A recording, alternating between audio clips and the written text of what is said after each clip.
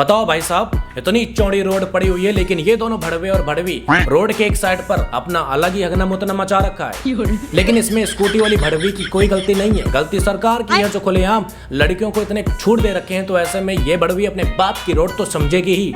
और चल ठीक है, तेरे सामने जो भड़वा था नहीं हट रहा था तो कोई बात नहीं, तो दूसरी साइड से चली जाती, पूरी रोड खाली थी। लेकिन पता नहीं भाई साहब भड़वी को क्या ही चुल्लू सवार थी, बेवजह ही उस बेचारे की पिछवाड़े पे घुसी जा रही थी स्कूटी लेकर के। हाँ लेकिन भाई साहब बात यहाँ पर यह भी है कि अगर भड़वी दूसरी साइड से चली जाती स्कूटी लेकर के या फिर उसके पिछवाड़े पे घुसती नहीं तो ऐसे में इनकी वीडियो कैसे बनती, क्योंकि इनके पास कोई कंटेंट तो होता नहीं है। तो ऐसे में ये बकचोद लोग बदबूदार क्रिएटिविटी करके हमें टट्टी सी चीज दिखाते हैं अपने वीडियो में।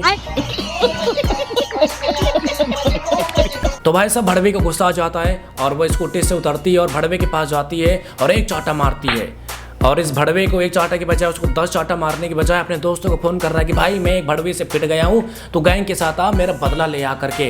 एंड गाइस फाइनली इसके गांडू दोस्त आ भी जाते हैं, लेकिन हुआ क्या, पार्टी बदल लिया साला। पता नहीं साले ने कैसे गांडू दोस्त बना रखे थे जो पार्टी ही बदल लिया।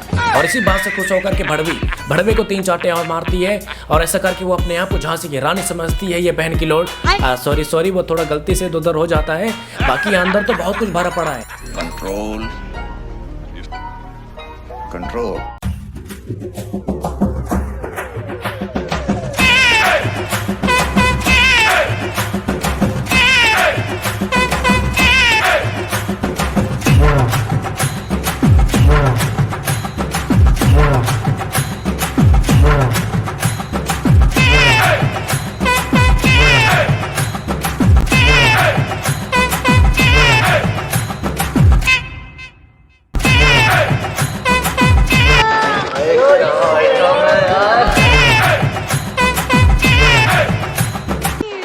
तुम्हारी माँ बहन की आइटम होती है क्या?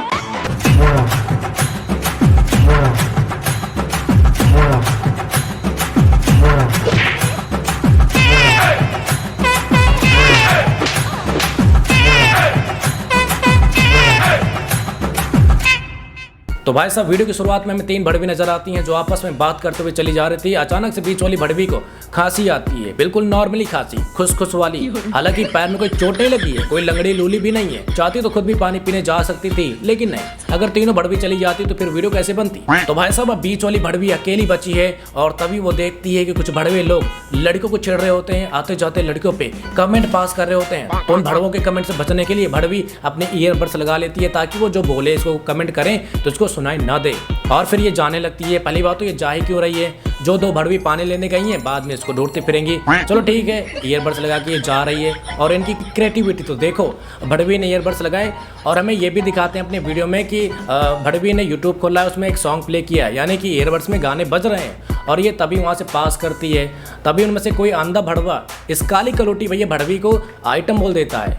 और कमाल की बात तो भाई साहब यहाँ पर यह है कि भड़वी को आइटम शब्द सुनाई दे जाता है, वो भी कब, जब दोनों कानों में ईयरबड्स लगे होते हैं और उनमें विधवत गाना बज रहा होता है। इसका मतलब उनमें गाने नहीं बज रहे होते हैं। और तो लगाया किस शौक में था, हमें दिखाने के लिए कि मेरे पास ईयरबड्स हैं।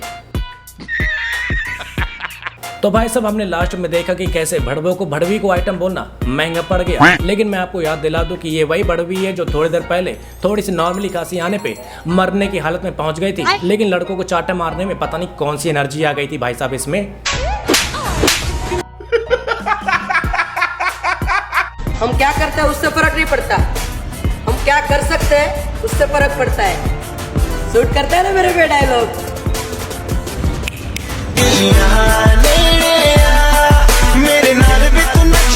जी हाँ भाई साहब, ये दीदी बहुत कुछ ऐसा कर सकती हैं जो आप सोच भी नहीं सकते। लेकिन उससे पहले मैं आपको एक बात बता दूं कि दीदी को हल्के में लेने की कोशिश आप बिल्कुल भी मत करिएगा। हालांकि आप इनको हल्के में नहीं ले सकते हैं। चलिए अब बात करते हैं कि दीदी क्या कर सकती हैं। तो दीदी एक हाथी की तरह पेड़ उखाड़ सकती हैं, यहाँ तक कि गाड़ी घोड़ों को भी पलटा सकती हैं, गाड़ी को खींच सकती हैं, और अगर इनका बस चले तो ये धरती पे कूद करके धरती फाड़ सकती हैं, भूकंप भी ला सकती हैं। तो ऐसा बहुत कुछ कर सकती हैं दीदी, और इनको देख करके पता चलता है।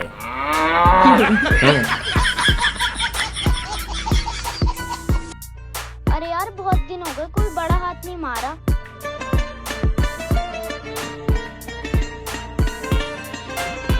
अरे वो देख मिल गया बड़ा हाथ। चलो अपने पिताजी का नंबर दो। अबे किडनैप करके लाया मुझसे, रिश्तेदारी में नहीं। चल अपने बाप का नंबर बता। 9897। हेलो जी नमस्ते अंकल। ला दिखा ना। सुन में बुड्ढे, 10 लाख रुपए भेज और ले अपने बेटे को। 10 लाख 20 लाख।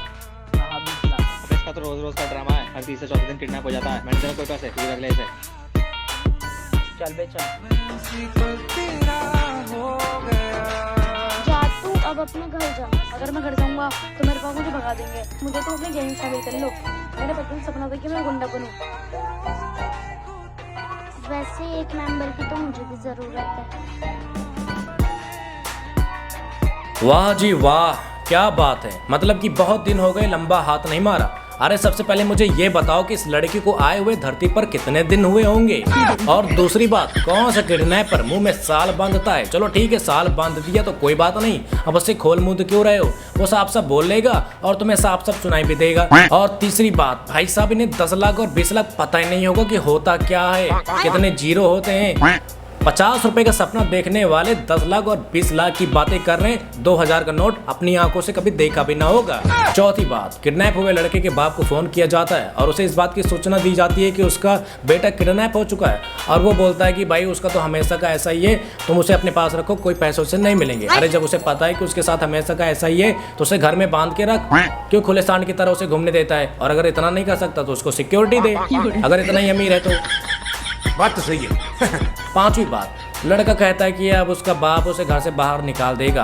अरे क्यों निकाल देगा, मुझे इस बात का जवाब दो। छठवीं बात, लड़का ये कहता है कि मेरा ये बचपन से सपना था कि मैं गुंडा बनूं। ऐसा लग रहा है कि साला बुढ़ापे में जी रहा है, खुद बचपन में जी रहा है, लेकिन इसका बचपन से सपना था कि ये गुंडा बने। पता नहीं भाई साहब इनके दिमाग में कहाँ से ये सब आता है, कौन इसे ये कराता है। हालांकि ये सब मूवी का असर होता है, जो ये देखते हैं उसी को करते हैं, लेकिन कुछ अच्छी चीज नहीं सीखेंगे, कुछ अच्छी चीज नहीं करेंगे। चोरी चारी डकैती डाका डालना ये जरूर सीख जाएंगे।